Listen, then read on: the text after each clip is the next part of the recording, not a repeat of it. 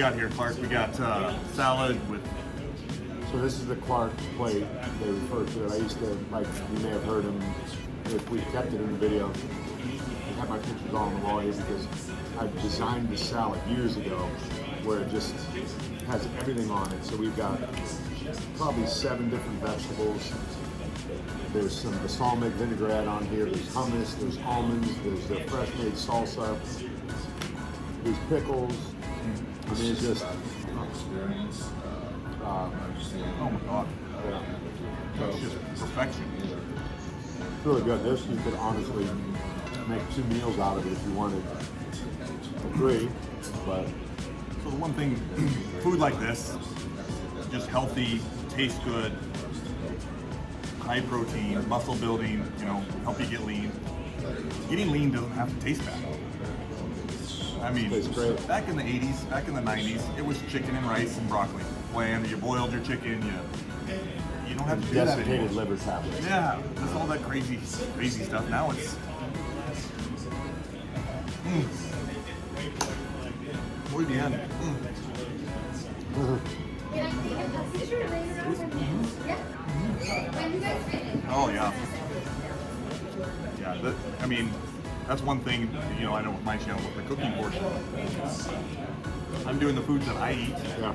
that are packed with the most flavor, you know, high quality meats, high quality fats. Yeah. I probably eat a 50% protein, 30% fat, 20% carbohydrate diet. If I had to put my I don't count macros, I don't count any of that stuff. I try to hit about, protein-wise, I try to hit about 200 to 250 grams a day. Somehow, pretty high, but usually a supplementation, and this meal's got 40 to 50 at least. Oh, yeah. Yeah. Yeah, I don't know.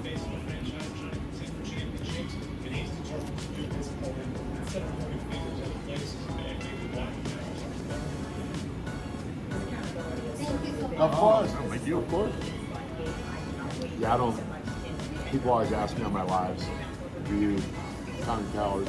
Absolutely not. Do you know your macros? I don't even say the word macros. It's real popular right now. Coaches are making a lot of money on it. Yeah. I'm just instinctive the way I eat, the way I train. It's, you know. And that instinct, I mean, now granted, years of experience to have that instinct takes time.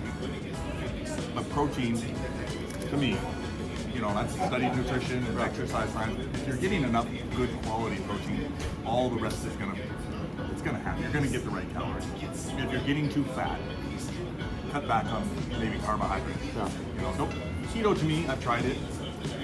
My strength goes down. I feel a little just not great, and it's not sustainable for me. That's key. I can't. This is sustainable. You know. Any nutritional program you do should be sustainable regardless of what it is. So if you like keto and you can sustain it for the rest of your life, then more power to you. But those are all programs or nutritional ways of life that have been around forever, that marketers have remarketed in a way that has made them money. Like the Atkins diet, for example, was, Oh yeah. you know, it's like it was meant for the Cleveland Clinic to help people lose weight before they had heart surgery. You know? So, Yep. It is. And everyone talks about moderation, and I get moderation, but the true definition of moderation doesn't have to be the old food pyramid. but You know, we were taught the food pyramid forever, and our government still teaches the food pyramid. And that's my belief is that's based on our subsidization of, or how we subsidize the corn in, you know, the Midwest in the United States. That's why we built the food pyramid, so we could utilize all that corn and corn syrup and blah blah blah for our agriculture. Where I think our food pyramid needs to almost be squared out, or slightly flipped upside down sometimes. It's probably more of the ultimate. But so this is obviously an upside down food pyramid meal. yep. And this bread is amazing. You know, it's going to give us some sustenance, some energy. The rest of the food is going to fuel our muscle growth, nutrients from all the vegetables. So I used to hang out with Jack LaLanne.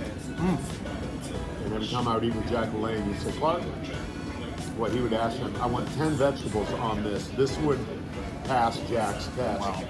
for a meal that was nutrient dense and calorically balanced, so you're not getting a ton of calories at one sitting, but you're getting the nutrients that your body needs. So many foods are nutrient void as they're prepackaged and they've been, just not created in such a way that is advantageous to you when you eat it, like this tomato and this. I mean, this right here, just the greens. Yeah. Is, Individual things. Yeah. Bringing all those different nutrients. How do you feel, Clark, about a lot of these? I think O'Hearn's got a good system with the prepackaged foods. yeah. They come to your door with all the right nutrients. I mean, if you got the resources to, it's actually not even that expensive compared to buying junk food or. I get Icon meals. They show up at my house. It's the best thing ever. What's the company? Icon meals. Icon Meals. Yeah. Check them out.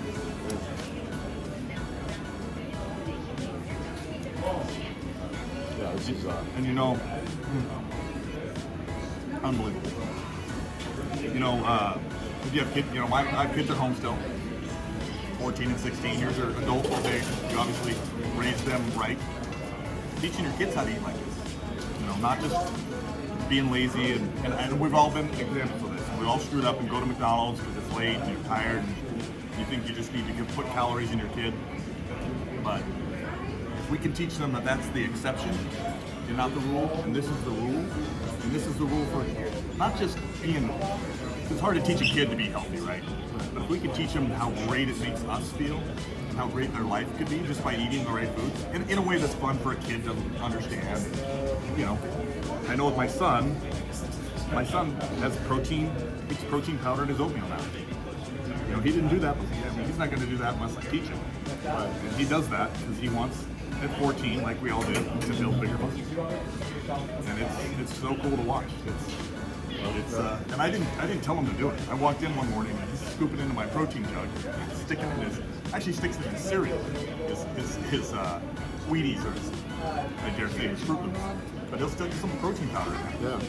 yeah. And just thinking about it, just the hook's getting in there with these kids, What's the example? It's right here. The Hero Dad Bob. Right? Yeah. It's what you're doing. Being the example of what it should be like. How do you feel about, and I'll give you my answer too, cheat days? So,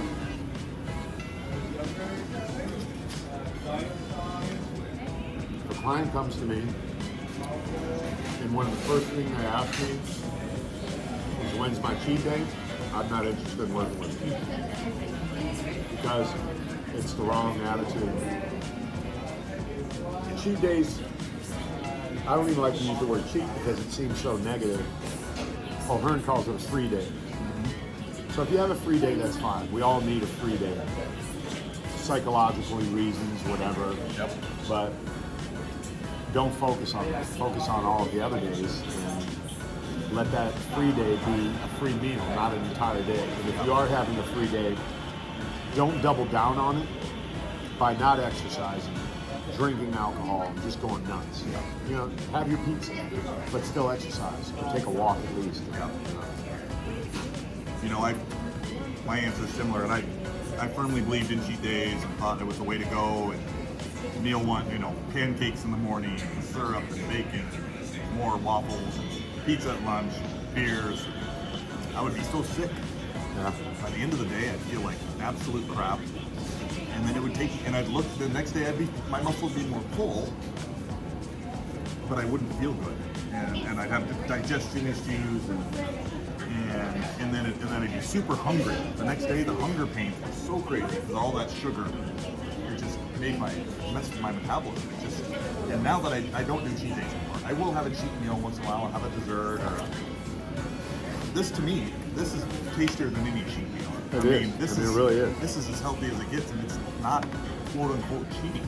It's just finding flavorful things that are good, and even So I'm about on the same shoes with you. The other thing I firmly believe and want to get your take on is days off, and I'm not just talking about pump and iron, exercise. taking a lot of guys say, I want to work out 3 days a week or 5 days a week. And your take on the amount of days you should do some kind of exercise. It depends on your current level of fitness and your time availability, right? But for me, I don't freak out if I miss a day, 2 days, even a week. If you would ask O'Hearn that, he would have the complete opposite answer. But for me, I stay busy all the time. I'm like a shark, Clark the shark. I never really stop moving. So to me, that's keeping me going. Like if I'm not lifting weights, I'm playing football or I'm doing something active, which I don't always count as exercise. I would count that as exercise. In this question, I would say daily physical fitness is the human experience. Right. It has been for centuries, thousands of years. And I feel like we've been lied to a bit to say moderation in exercise. Work out 3 days a week. And yes, if you're just going to the gym to lift weights, Dorian Yates style, you know, some of these old bodybuilders that got so huge and they only lift the weights 3 days a week and did nothing the rest of the time. That's not real. Yeah. That's you know, there's some other things that are making those things happen for those guys. Daily physical fitness to me, whether it's a hike, a surf, I love to go. If I go surf, I can't go to the gym. I'm shocked. You know, if I go hike a 4-hour hike or a 2-hour hike, that's a workout. And the human body needs it. These things are made to move. And I think we get stuck into saying, well, we're going to the gym and that's the only thing that counts. No. It's playing football, playing some hoops, you know, getting close to 16, going out and playing basketball with guys that are 18, 19, 20 is the optimized human experience. Absolutely. Oh, I love it. Yeah, I love playing football with younger kids. Running past a guy, them not expecting somebody my age to be able to be kind of fast, you know. And matter of fact, I think today I might go out and try this trick shot that Brad Johnson challenged me to with the basketball. We're gonna see. But that, you know, because the mental part plays into it as well. If I'm trying to do a trick shot, the mind-muscle connection, the focus, people don't factor that in and consider that fitness. That's fitness on a high level because most people as they age lose their balance, they lose coordination, they lose proprioception, you know. And I'm working on that when I'm out there doing these different things that might not be like going to the gym. Absolutely. And that's a really good point, Clark. It's, don't use it, you lose it. But if you do use it, I mean, I saw a study, and they did a cross-section of like 7-year-old guys, quadriceps on a CT scan. The two guys. One guy was an untrained 7-year-old, and the other was a cyclist, athlete. The muscle mass in the trained athlete was that of a 30-year-old. Yeah. Just a little layer of fat around it. The untrained 7-year-old man was almost 70 to 80% fat around the bone and a little bit of muscle left. That guy's dying. Yeah.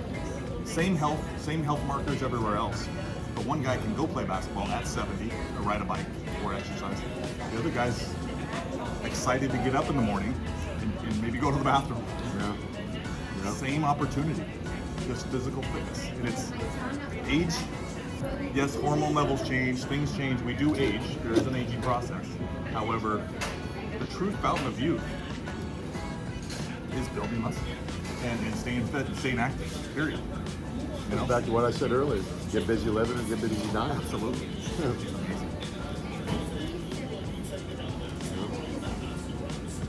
And no disrespect, there's nothing special about you. There's nothing special about me. No. This is just a choice. Yeah. An early amount of discipline Right. that becomes a lifestyle that you can't live without. Everybody who gets into this, I guarantee you, once you taste it, you don't ever want to put it back. Yeah.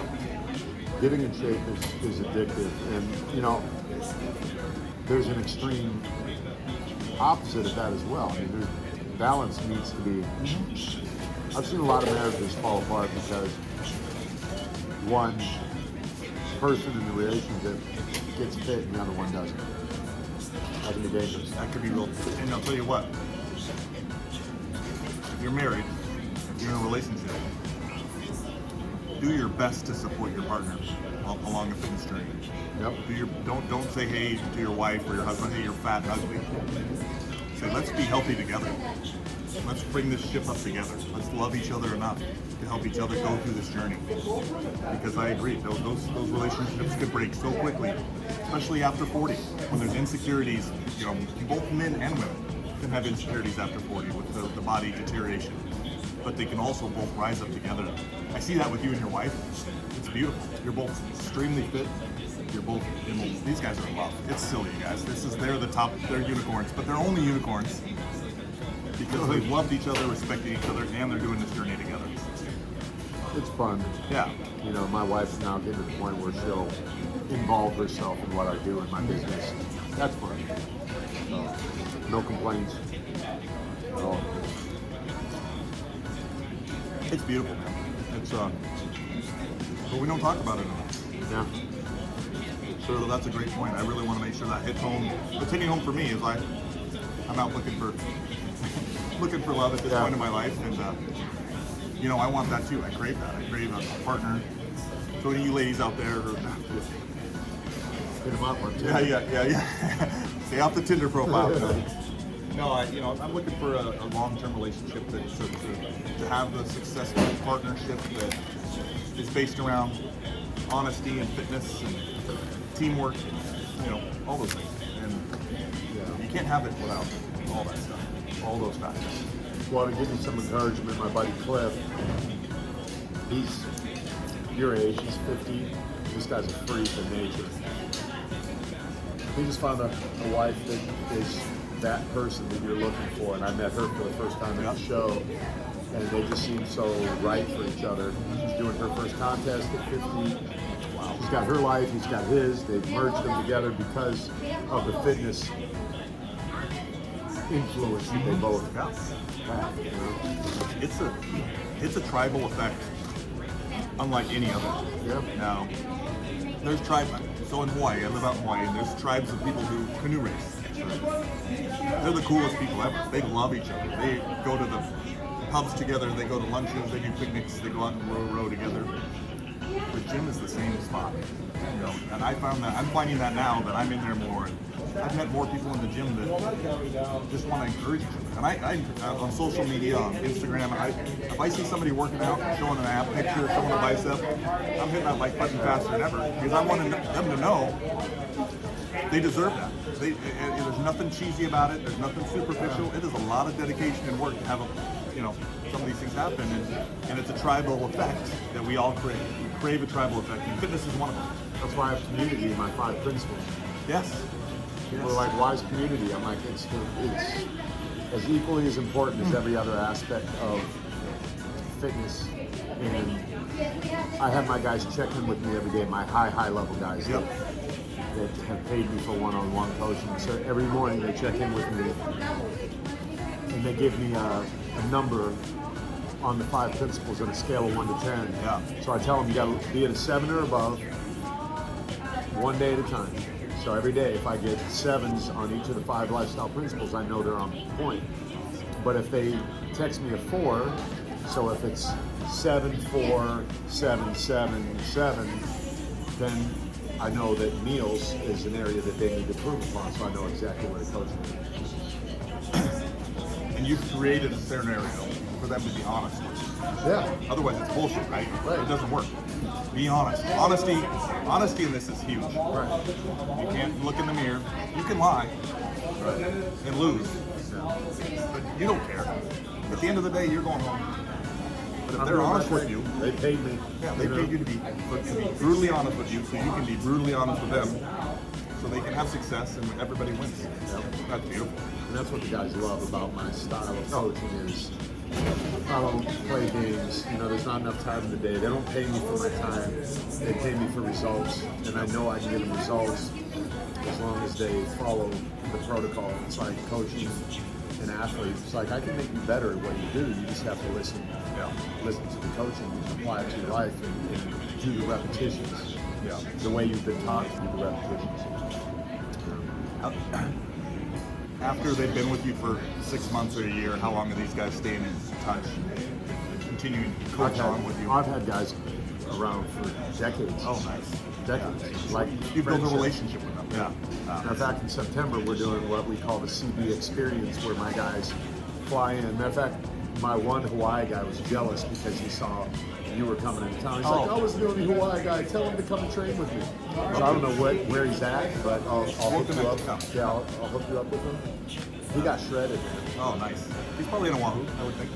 Either way, I can fly to wherever, or he can fly to me.